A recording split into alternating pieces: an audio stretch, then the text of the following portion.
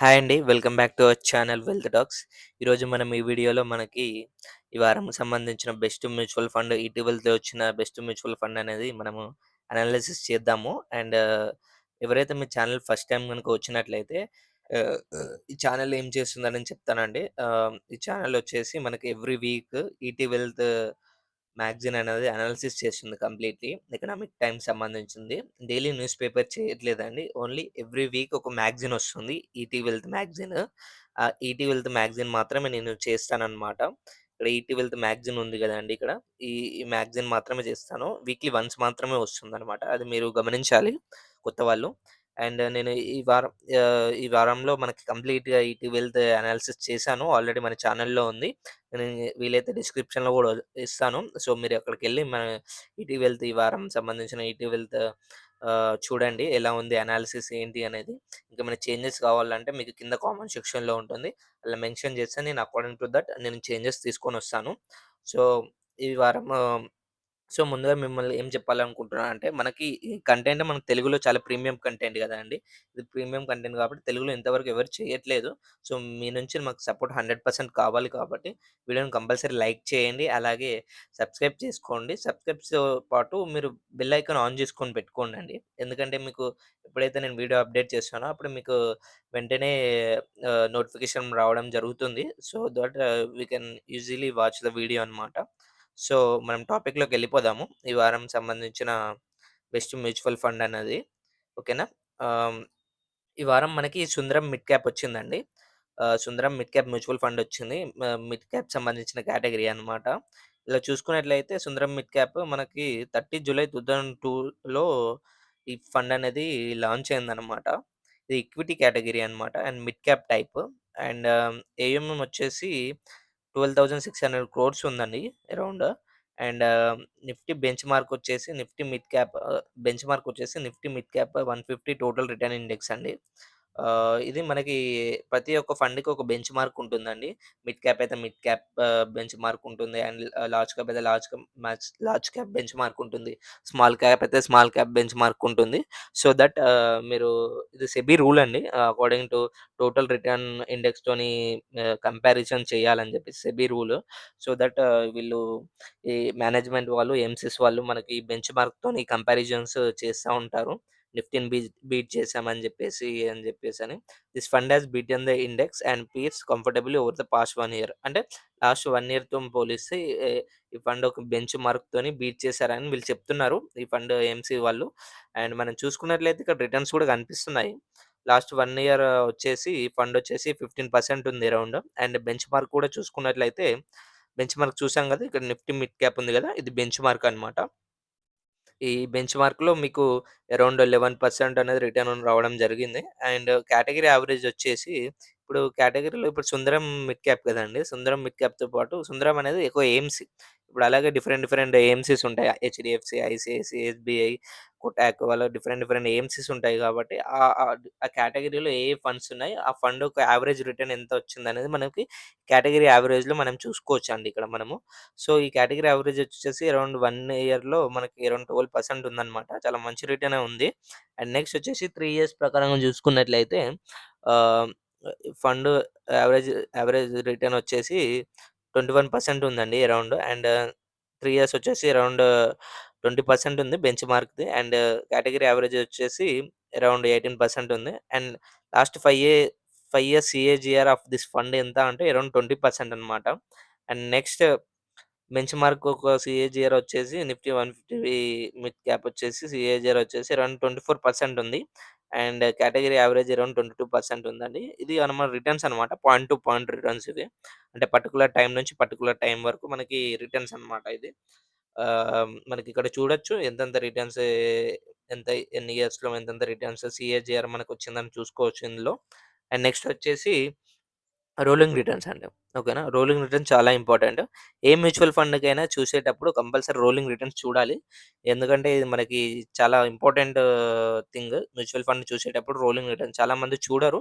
ఇది చాలా important rolling returns. ఎందుకంటే మనకి ఏ టైమ్ ఫ్రేమ్‌లో ఎలా పనిచేసిందనేది పెర్ఫార్మన్స్ అనేది రోలింగ్ రిటర్న్సే చెప్తది. ఎందుకంటే మార్కెట్ హైలో ఉన్నప్పుడు ఎలా పనిచేస్తుంది ఫండ్, మార్కెట్ లోలో ఉన్నప్పుడు ఎలా పనిచేస్తుంది, దానికి రిస్క్ రివార్డ్ ఎంతుంది, బెంచ్ మార్క్ ఎంత పడితే ఇది ఎంత పడుతుందనేది మనకి రోలింగ్ రిటర్న్స్ యావరేజ్‌గా మీకు ఒక ఐడియా వస్తుందండి చూస్తే.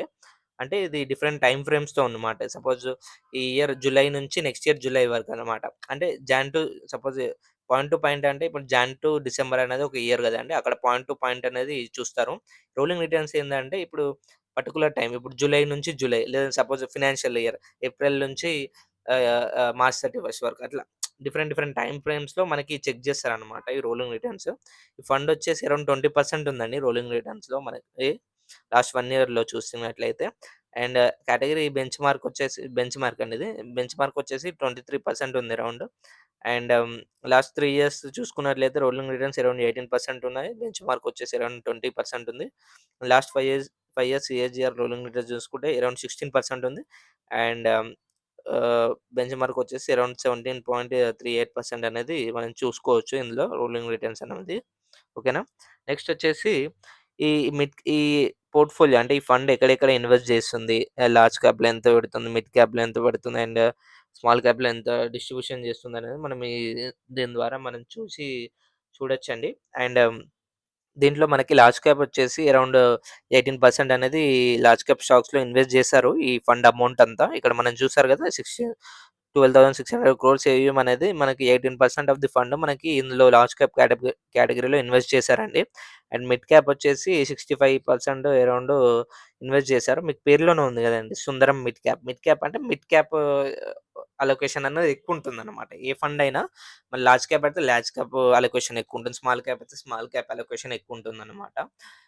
అండ్ మన నెక్స్ట్ వచ్చేసి ఇక్కడ డెప్ట్ కూడా చూసుకున్నట్లయితే అరౌండ్ 3% డెప్ట్ అంటే గవర్నమెంట్ బాండ్స్, గవర్నమెంట్ సెక్యూరిటీస్ అవి ఉంటాయి గదా! దాంట్లో మనకి ఇన్వెస్ట్ చేస్తారనమాట. అరౌండ్ 3% పోర్ట్‌ఫోలియో అనేది అసెట్ అలోకేషన్ చేశారు.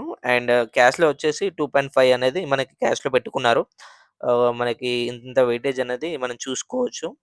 This fund resize presence in the large and small cap apart from the mid cap focus అనమాట. ఇది ఓన్లీ మిడ్ క్యాప్ ఫోకస్ అనేది చెప్తున్నారు వీళ్ళు.